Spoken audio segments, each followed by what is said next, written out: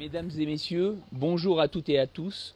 Nous sommes réunis aujourd'hui à Plaine-Centre pour vous présenter l'actu du conseil municipal du 5 janvier. Comme vous le savez toutes et tous, la situation est très compliquée, en tout cas en ce qui concerne l'ouverture de nos stations, qui est vraiment le support économique de notre collectivité. Nous avons besoin très rapidement de savoir ce qui va pouvoir se passer. En attendant, je vous souhaite une bonne et heureuse année 2021, que celle-ci efface tout ce qui s'est passé en 2020 pour que vous puissiez continuer à vivre sur notre territoire, à vivre dans nos montagnes. C'est vraiment le souhait que nous formulons toutes et tous aujourd'hui. Portez-vous bien, faites attention à vos proches, protégez-vous. On a besoin de continuer à vivre malgré la Covid-19. Nous allons maintenant retrouver Isabelle Gentil, responsable de la communication, pour qu'elle vous présente tous les sujets qui ont été développés lors de notre conseil municipal du 5 janvier. Bonjour Isabelle, comment ça va? Ça va, merci, et toi? Ça va, ça va. Bon, Il faut garder le moral et... Absolument.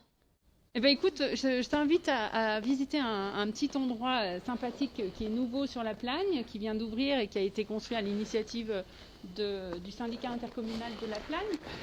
C'est l'espace Plagnard, qui regroupe tout un tas de lieux de rencontres et de services, qui est ouvert tous les matins de la saison, de 8h30 à 13h. Eh ben, je t'invite, on va rentrer voir quels services sont offerts. Parfait Isabelle, je te suis. Allez. Bien, nous voici donc à l'intérieur de l'espace Plagnard où nous retrouvons plusieurs services et notamment donc l'Office du tourisme altitude avec le bureau communication, événementiel et animation, et puis ici donc l'espace bibliothèque. Alors nous voici dans ce premier lieu de cet espace Plagnard où nous nous retrouvons donc à la bibliothèque et où nous allons rejoindre Patricia Bérard qui va nous parler du budget de la commune. Bonjour Patricia, eh bien écoute, tu vois, nous sommes dans cet espace de la bibliothèque qui est très propice à la détente et à passer des petits moments tranquilles. Si tu veux bien, on peut aller s'installer dans les petits fauteuils qui sont ici pour parler du sujet qui nous intéresse. Alors Patricia, est-ce que tu peux nous parler du budget de la commune et de ce qui a été présenté au conseil municipal du 5 janvier? Un budget doit se voter avant le mois de mars, mais dans une commune comme la nôtre de plus de 3500 habitants, avant le vote du budget, nous devons présenter au conseil municipal le débat d'orientation budgétaire dans un délai de 2 mois avant le vote de celui-ci. Donc ce rapport d'orientation budgétaire a été présenté au conseil municipal de janvier. Alors Patricia, est-ce que tu peux nous parler de la préparation des orientations budgétaires pour 2021? Oui, alors les préparations d'orientation budgétaire ont été travaillées lors des diverses commissions communales et ensuite présentées, examinées et approuvées dans les commissions finances, notamment celle du 30 septembre et 18 novembre 2020. Alors, et quelle est la procédure budgétaire pour 2021? Au conseil municipal du mois de décembre, nous avons voté l'ouverture anticipée des crédits afin que notre commune puisse fonctionner sereinement. Donc en janvier, le débat d'orientation budgétaire et en février, nous allons voter le budget général ainsi que les comptes de gestion administratifs.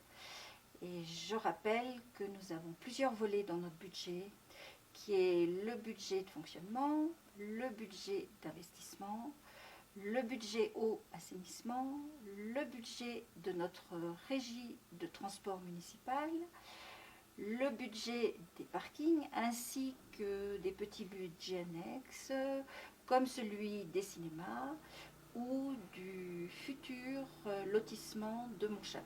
Merci beaucoup Patricia pour tous ces éclaircissements.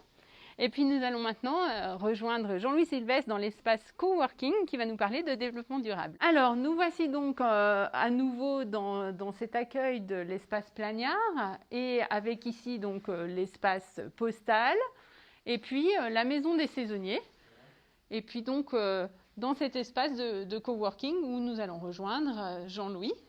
Jean-Louis, lors du conseil municipal du 5 janvier, tu nous as parlé de la commission développement durable et de l'entrée de personnes extérieures à la commission. Est-ce que tu peux nous en parler un petit peu ? Oui, bien sûr. On a donc intégré un certain nombre de personnes dans la commission développement durable. C'est d'ailleurs un des éléments qu'on avait discuté en période préélectorale. Ces personnes ont été prévenues par communication, sous forme d'affichage, sous forme sur les réseaux sociaux, et elles vont rejoindre début février la commission développement durable. Dans cette commission, nous avons privilégié un certain nombre de thèmes, l'énergie, les espaces naturels, la mobilité, etc., etc. Et un premier groupe de travail a été mis en place à propos d'énergie. Et plus particulièrement, nous allons nous occuper de la rénovation énergétique des bâtiments communaux. C'est extrêmement important. Dans un premier temps, nous allons faire le bilan des consommations d'énergie. Et compte tenu des contraintes et aides proposées par l'État, nous allons, au fil des mois, au fil des années, améliorer le système, régler les techniques, les régulations, pour faire principalement des économies d'énergie. Donc c'est la première direction, ça c'est la direction vers les bâtiments communaux. Nous allons proposer aussi à tous les habitants de la Plagne tarentaise une aide et des conseils techniques pour la rénovation énergétique, cette fois de leurs habitations, dans le cadre de la PTV, Assemblée des pays de Tarentaise vanoise. Et cela sera fait par le biais de communication numérique, communication papier, etc. Voilà donc les grandes lignes des projets actuels de la Commission développement durable qui va se réunir très bientôt. Merci beaucoup Jean-Louis pour toutes ces informations sur le développement durable qui reste une notion importante de notre conseil municipal. Eh bien, nous allons poursuivre maintenant en nous dirigeant vers le front de neige où nous allons rejoindre Daniel Jean-Vénia et Bernard Henrard.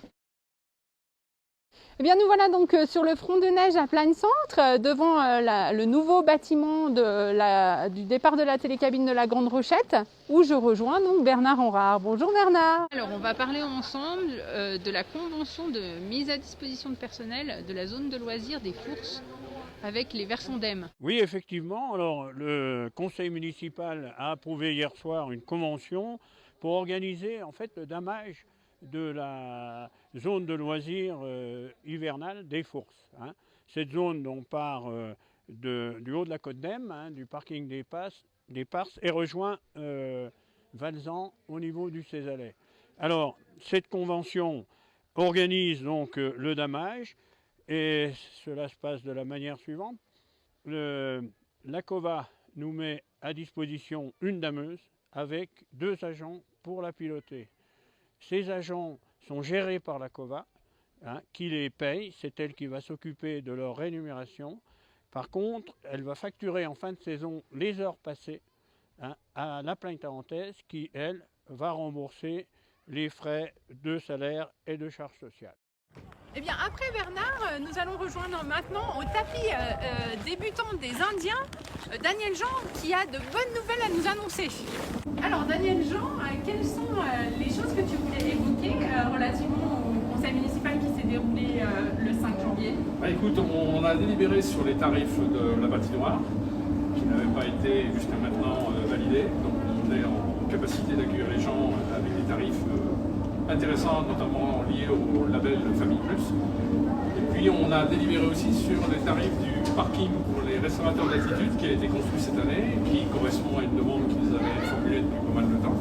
Et donc maintenant, ils vont pouvoir tranquillement stationner leur véhicule et puis mettre leur botte de neige. En plus, je voudrais évoquer 2 dossiers qui me paraissent importants de dire. Le premier, c'est le panorama, le lotissement Montchamin, où on a fait une relance par le Bon Coin pour la commercialisation des lots. Et il se trouve qu'on a fait apparemment 4 compléments. Et avec des familles qui en plus ont des enfants scolarisables à l'école de Montchamin. Donc pour nous, c'est un plus et c'est une très très bonne nouvelle. Et puis deuxième information, on a lancé courant décembre les appels d'offres pour la construction de l'épicerie de Mélan. D'accord. On a maintenant toutes les réponses, on est en train de les étudier et on va, dans les semaines qui viennent, préparer le lancement des commandes et des marchés pour que le chantier démarre au printemps, comme on l'avait déjà annoncé. Voilà ce que je voulais, c'est des bonnes nouvelles. Voilà, ce sont des bonnes nouvelles. Très bien, très bien. Malheureusement, cette année, nous ne pourrons pas vous présenter les vœux comme habituellement. Nous allons le faire dans un format totalement nouveau et totalement innovant. Portez-vous bien, prenez soin de vous